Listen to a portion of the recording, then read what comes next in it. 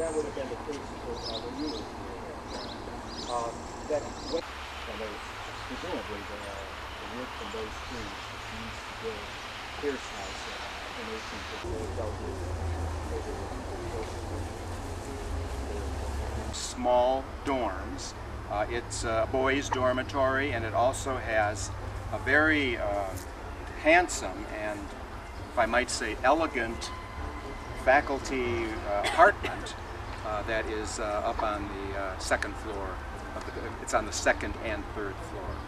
So what happened then, you know, in the 1950s, the memorial gym was attached to this.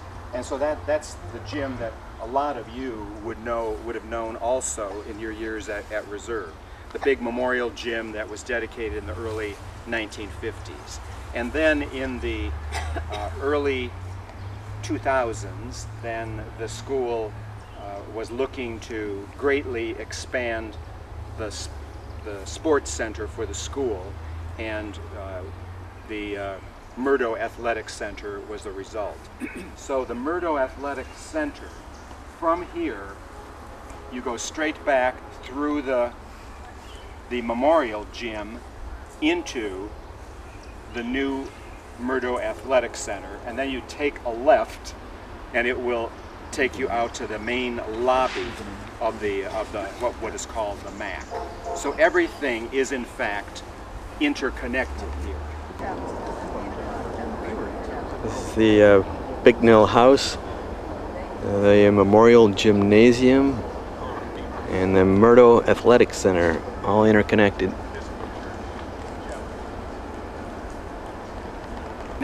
This is one of the older buildings on our campus. It was built in 1843, and the reason why it was over here on this side of Hudson Street is because the old college thought that the college was going to expand in such a way that they were going to have kind of a north campus, a campus that would be above Hudson Street. And so they were planning in the early 1840s a building of similar dimension to like North Hall, which was the largest building over on the other side. So this building, the A, as it's been commonly called, actually was the principal classroom building during the 19th century. So we didn't have Seymour Hall in the 19th century. There was no counterpart building. This was the main classroom building. So if you were it's still there. That is, the garage and the maintenance center is still at the far end of the building that we're looking at here. The Metcalf Center was built in the early 90s, and it's named for Harry Metcalf, who was class of 1902, 100 years before you. They had the dedication. Yes, they had the dedication from the widow, Harry Metcalf, of the class of 1902, had contacted the school about giving a building to the school. So she wanted to do a small building in memory of Harry. The school had not heard from Harry Metcalf's family in a long time, but anyway, his widow, she was, I think, his third wife and very much younger than he had been. She was still very much around and very alert. And do you happen to remember the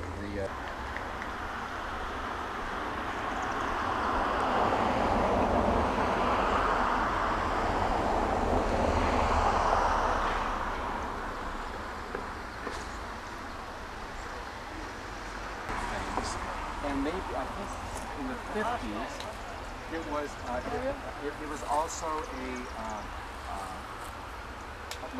a senior honors dorm. Do you remember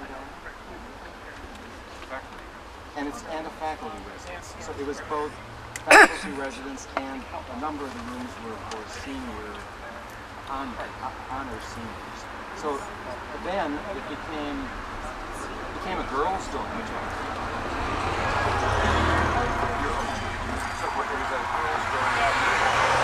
Right, so then we had girls in there. Mostly senior girls, yeah. And there were about 14 girls in there, and then there was a faculty family. This is the Cutler House. All right, now we got to beat the Cardinals again. It used to be a headmaster's house, and then it was converted into a girls' dormitory with faculty residence, and currently it's under renovation. Standing in front of the President's house, this double-doored, double-suite house is actually the oldest building on our campus. This was built in 1829 and 30. And the reason why this is the oldest is that there were two older buildings when the old college first started, called called Middle and South Colleges. They were the first buildings that went up on this walk.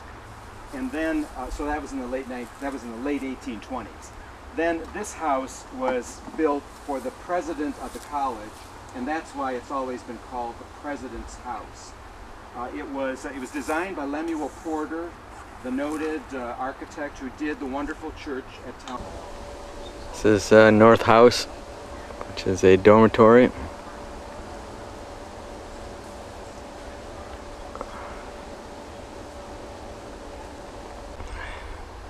This is the chapel.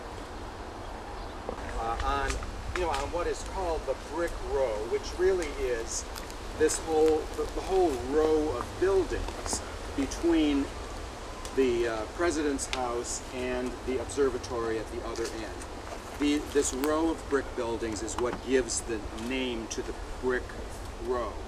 And when the campus was founded and when it was designed by Lemuel Porter and his son Simeon, they were using Yale College as their model. And I have done quite a bit of work on trying to relate the two campuses.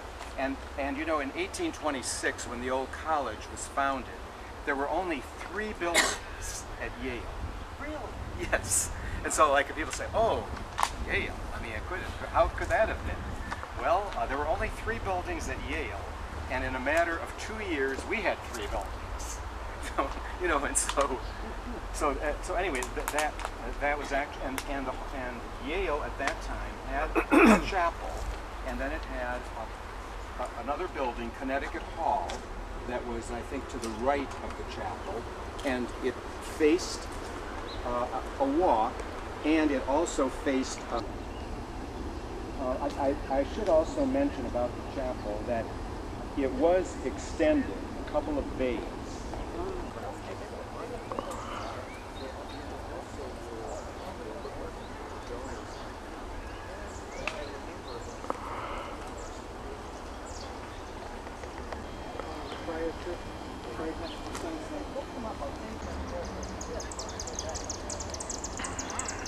This is Seymour House.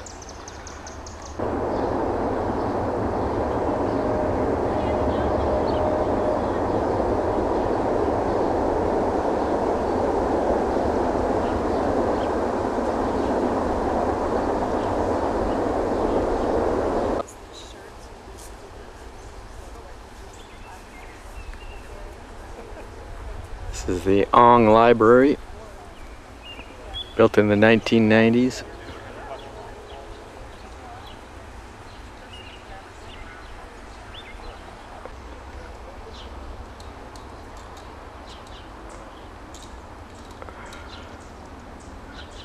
This is where South College used to be, which was demolished in 1850.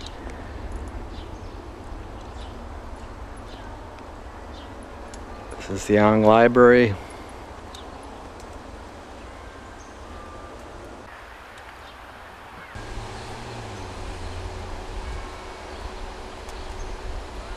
Better known in the East.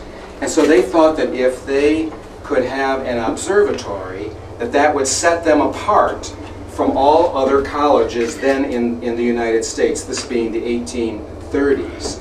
So they decided to hire Elias Loomis. There's a photo of him over here, but this photo, when he came to join the faculty of the college, he was only 25.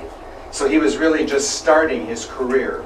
But he'd already made a name for himself because of observatories there and to purchase equipment to bring back to Ohio.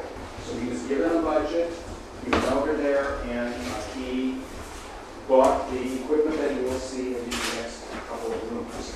So he returned to Hudson then, late 18 years old, that built this little building, came to be built here, and it was opened in September 38, 3 months after Williams had opened the doors up in Massachusetts. Of course, neither Williams nor Berkeley sort of knew that the father was planning to do this.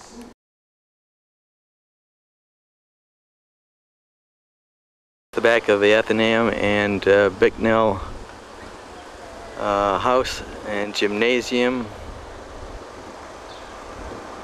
and this is the new Murdo Athletic Center.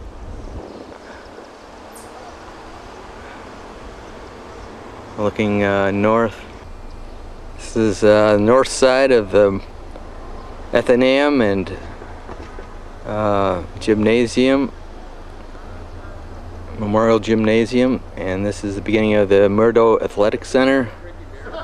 They have indoor swimming pool, basketball courts, big auditorium. They've got weightlifting room. Quite an impressive facility.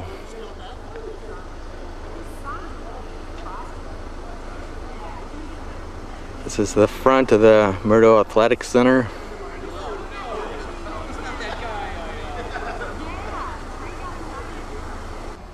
This is the north end of the Murdo Athletic Center.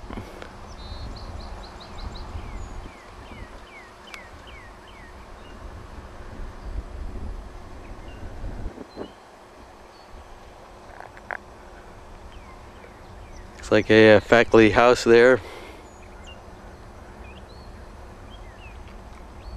And to the north of the Murdo Athletic Center is the new track and football stadium.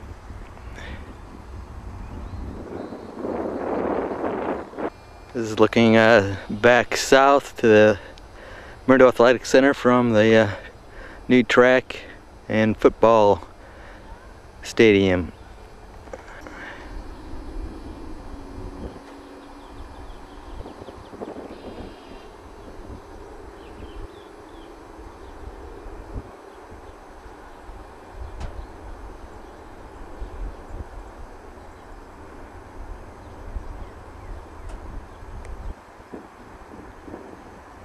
And there's some more fields to the north of this new track and football field.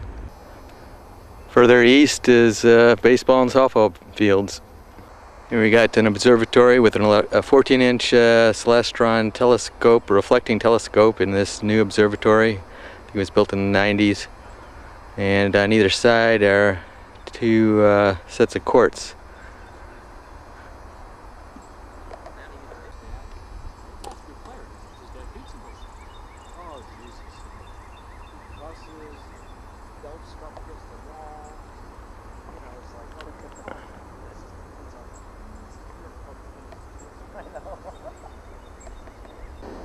And further east, the tennis courts, we've got, I guess this is soccer, and oh, there's some baseball diamonds to the south here. Here's some more baseball diamonds. This is the second one, and this is the third one. Both southeast of the, this is the fourth baseball diamond. It's just northeast of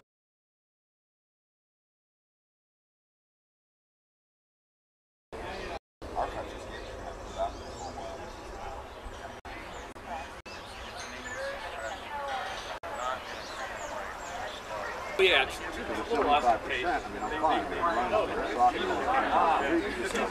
Yeah. Well, one thing I like about take a left behind now is Eric sort of being an aquarium. Good. You swim in the freshwater part. How would I pronounce it? Or swimming good. Up against. Last time I saw you, where were you? Right. Or just forget. You had one to begin with. Carnegie's and Rockefellers. So nice. They were building these Still early. states around the country and so on. They are today in the museums and the landmarks places. I always ask that question. Catch on to something because they're trying to say, And we're seeing these people come Oh, with him and his daughter. but they are 65. Very well. You Really only a really select few are choosing to stand there by trying to create something that's never been created. And you know, we're the last line. Okay. I remember one summer 100 years ago they did it. Is that right? They're doing it now. And yeah, it's ostentatious with all hell up. And it's seen that there's that much competition. Straight on. Oh my God. Really? Really? Can't see this, unfortunately. Wherever you want. The stretch. I came in on Thursday afternoon. I left really early Thursday morning.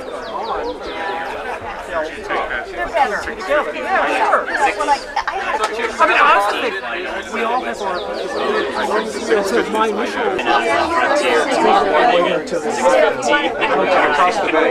I have to leave at 6:30 to go. My son's graduating from Ohio State.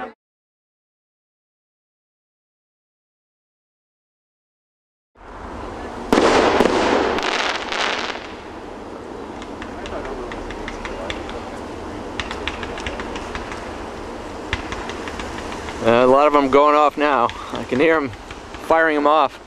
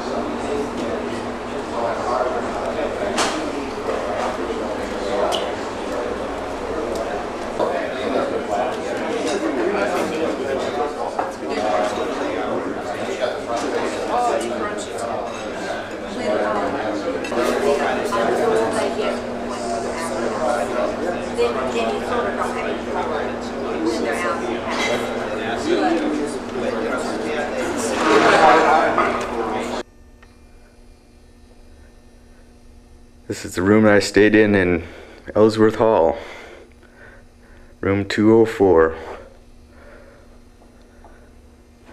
which is now girls' dormitory.